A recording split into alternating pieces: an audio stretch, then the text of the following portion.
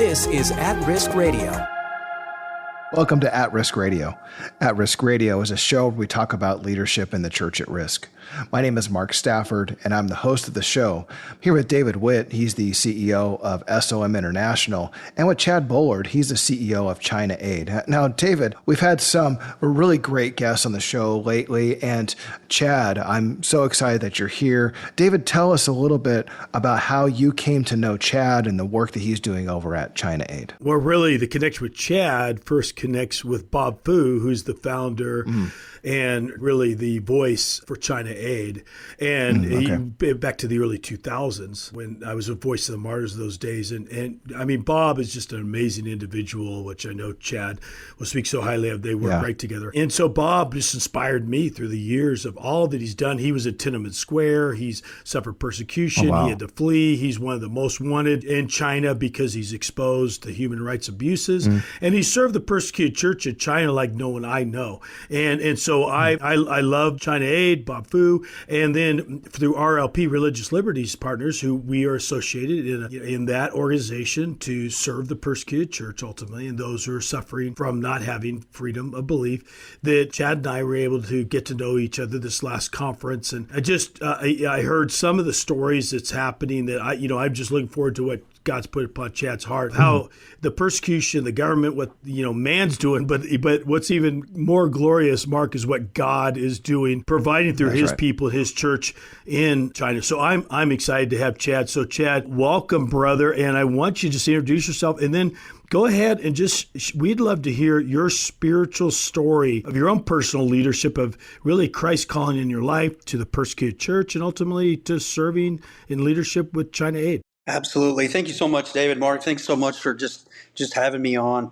My story goes back that I received Christ at the age of about 9, and I always had a dream of I wanted to be a police officer and I wanted to work with the government. That was my ultimate. And so upon graduating college, I started applying at different police departments, and I was hired as a police officer. And I'll never forget, I was sitting on patrol one night at about 2 a.m. It was freezing cold outside, and I said a prayer. I was like, God, I want to see the world.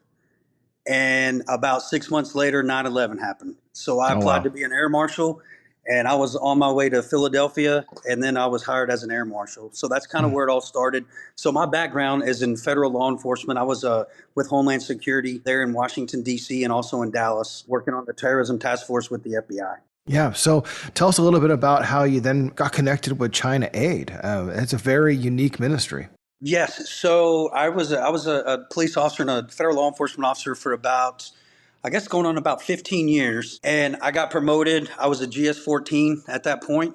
And it was one of those God moments where I'm sitting there and I'm watching. It was President Obama at that time. He's landing out there in front of the White House, and I was in a meeting, a top secret meeting.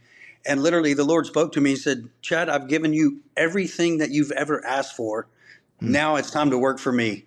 And within a year of that prayer right there and that speaking, I was at a large church in Midland, Texas, is where I went to work. And that's how I ended up meeting Bob. They asked me to be on the board at that time. Well, Chad, tell me this. What are some of the misconceptions about human rights and religious freedom in China right now? You and I were talking before that not a lot of people understand what's happening there. What's really going on in China? So Xi Jinping set it up where you have to have your church registered. And basically, you have to follow the guidelines that they set out. So as opposed to having the Holy Spirit and the Bible and then doing all the things that we do as Christians, they take charge of what you believe in. And so you don't have the freedom of religion in China. They portray as if they do, but they don't. We have numerous friends and colleagues that have been arrested, even just as recently as last week. We received a video. Basically, the police department, the CCP, goes in, takes charge of the church, and starts arresting people. We get that all the time, just for literally worshiping. So there's this misconception of everything's great over there and everything's going well. We love the Chinese people. The Chinese people are great. But what it is they don't have the freedom to worship. And there's so much surveillance, so many wiretaps and all the things that the Chinese Communist Party does. It makes it very, very difficult, very, very restrictive. There's been a recent story, David, about this church that was brought to a place of safety. Do you want to tell us a little bit about this church that they were just working with? Chad, yeah, I think Mark, you're talking about the Mayflower Church? Yeah, that's the one. That's the one. Yeah, so Chad, I thought the Mayflower Church story is so amazing, how it really exemplifies, illustrates how the Chinese government's trying to deal with Christians and the congregation of God's people, and how God's people are responding and what God's doing. So I don't know if you can maybe get into that story and illustrate some of this crackdown and yet the response of the leadership there and what the Lord's doing. Absolutely. So the leader of that congregation, his name is Pastor Pan. And Pastor Pan, he was a surgeon in China. And he ended up leading his congregation. And they just received so much persecution. This started 3 years ago. So much persecution. They made a decision that, you know what, we're going to raise our kids with Christian principles. And the government was like, no, you're not. You're going to raise them how we say. And so the church took a vote and called up China Aid and said, how do we get out of here? And so that's where we came in. Bob has a good relationship with Pastor Pan, and they end up fleeing with about 63 members to Jeju Island in South Korea. Well, I'd like to hear a little bit more about that story, but David, we probably should take a break, and I have a few more questions to ask right after this break. So when we get back, we'll hear more about the Mayflower Church and about this incredible work that Chad is a part of with China Aid. We'll be right back. At Risk Radio. Every Sunday in America, over 60 million people freely walk into the doors of a church fellowship. But not everyone enjoys this kind of social freedom. Christians face harassment in 145 countries around the world. Some even give their lives today because of their faith in Jesus. Persecution is harsh. Women and children are the most vulnerable of all people groups. But be inspired that your family in Christ is boldly sharing love and hope, despite local officials doing everything they can to silence them.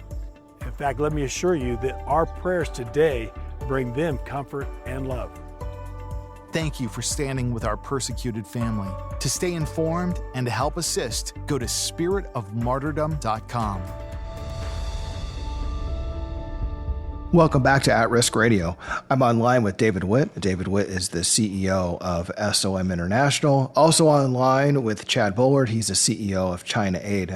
Chad, you were just telling us about the Mayflower Church and how you were able to get them out of China into the next place. But the story continues on. Tell us what happened after you were able to get them out that first time.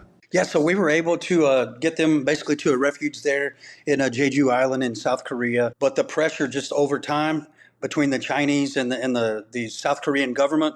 So if you'll notice, the Chinese kind of have their fingers all across the world. Very, very large population, 1.3 billion, and they want control. And so they started putting pressure on the South Korean government, which made them have to find another location. So they were going to send them back to China, which we knew we could not let happen. Basically, They were looking at severe persecution. And during this process, the family members of the Mayflower Church were also being targeted back in the mainland. So there was a twofold there. So basically, we said, okay, we got to get them out of there somehow. And we were able to work a deal out where we can get them into Thailand. So that's what we did. So that was our next stop. We got them into Thailand, and soon we ran into trouble over there. The immigration authorities, they started putting pressure. The government of Thailand was putting pressure on the people that were renting the properties to the Mayflower Church. And so we had to evacuate multiple times over there in Thailand due to the pressure. And we felt that that was just due to surveillance from the Chinese Communist Party that was on the ground in Thailand, putting pressure on the Thai government. Well, then you said that they were putting pressure on their family back home. Tell us more about that. And was that resolved? Or is that still continuing? That is still continuing as of right now. It's slowed down once at the end of the story. It's kind of slowed down. But we had threats of threats of arrest from property, seizing property. You name it, we had threats. We documented over 50 threats to family members over this time. Matter of fact, one of them, the pastor's wife, Pastor Pan, his wife, her mom actually had a heart attack. They were so concerned. Now, I remember, Chad, too, you talked about how were Chinese agents who ultimately continued to track down the location, whereabouts, and the activities of the Mayflower Church, both in South Korea and then Thailand. And for that reason, they had to continue to move around. And then it came to this climax that they put pressure on the Thai government, and they were going to have to fly back into, they have to send them back to China, which could be the ultimate demise for many of them. And there's an amazing story how the Lord provided. Could you kind of bring us to how the Lord provide for our brothers and sisters and the conclusion of the story? Absolutely. So we were currently working, and Pastor Pan heard one of the church members talking, and it just happened to walk by the place where we were renting there, and he overheard this loud conversation, and it was going back and forth. And after the conversation, he walked in and talked to him and said, "Who were you talking to?" And he tried to hide the phone, and finally he realized that he was talking to the police in China. And so the elders immediately had a meeting. We had to seize his phone. Bob called me and he was like, "Chad, are you busy?" And I was like, "What do you got?" He said, "Can you go to the Dallas airport? I need you in Thailand now." I was like, "I'm on my way." So 4 hours later, I was on a plane to Thailand. Wow. Because we knew that we were probably compromised. And sure enough, so he had dropped the pin, gave the location. So basically they, being the Chinese government, had rolled one of the church members and started putting pressure on his father, which made him roll. Wow. And so I immediately flew out there, and we started the process of moving them locations. Within 24 hours. We had a new location for them to be. And obviously we had to remove him from the church because he was one of the members that had been rolled and gave up that location. So that was one of the things that we had to do. We gave him money. We still cared for him. The church still really cared for him. And we knew he was being basically threatened and put under pressure and duress with his family back home. And so he ended up rolling on them. And so we had to release him, but then we had to move to the new location. So we moved to another location for a period of time, which was pretty much unsafe. There was a time there that it got pretty scary, just a kind of a gang infested area in Thailand. Wow. And so, yeah, we were out there having a meeting, and the next thing we know, we got a guy with an AR-15 right in front of our face. Oh my gosh. So that was one of the things that we had to deal with. So we said, you know what, this is not a safe location. Had to move them to another location where they were previously at one point. And within 48 hours, the police were on them with the infamous Thai immigration, large trucks with wire on them, and they loaded them up and arrested all 63 members in this process. Oh my goodness. Well, then what happened? What happened next? They go to jail. Or what happens next? So this is what happened next. So they took them to jail, and China Aid was able to bond them out pretty quickly. And that was in another location that wasn't in Bangkok. Well, through just the different, just the political reasons, they wanted to take them to the infamous Thai immigration prison, which was in Bangkok. Okay. So they end up loading them up on buses. And at one point, the Thai authorities told them, "We're taking you to the airport. You're going back to China." Well, you can imagine how that went. So Bob was on the phone with one of the members and saying, "No, you cannot. You got to stop the bus. You can do what you got to do, but do not let them take you to the airport." Well, I had just flown out the day before they got arrested, but one of our employees was still there. So he was coming back in a rental car. And I said, basically, you do not let them go to the Bangkok airport. You cannot. If they fly out, we're done. Like this is not going to turn out well. So there was a point in time where some of the women on the bus charged the bus and actually shut the bus down because he couldn't drive the bus anymore. So the bus was pulled over on freeway. We're seeing this in live time because we had people from the church that were able to videotape it. So we're seeing it. It's getting sent to us. We're calling Congress. We're calling the White House. We're doing everything we can to get some type of humanitarian parole, something, because we had working with the State Department for several years now, and they were moving forward on it, but this was imminent right here because we were thinking they were going to get shipped back to China.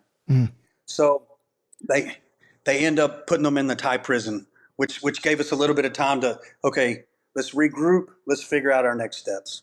So then they're sitting in the Thai prison, and I'm imagining, tell me if I'm wrong, this is men, women, children. These are entire families that are arrested in prison. I can't quite imagine what that's like. And then what happens next? How does the story continue to unfold?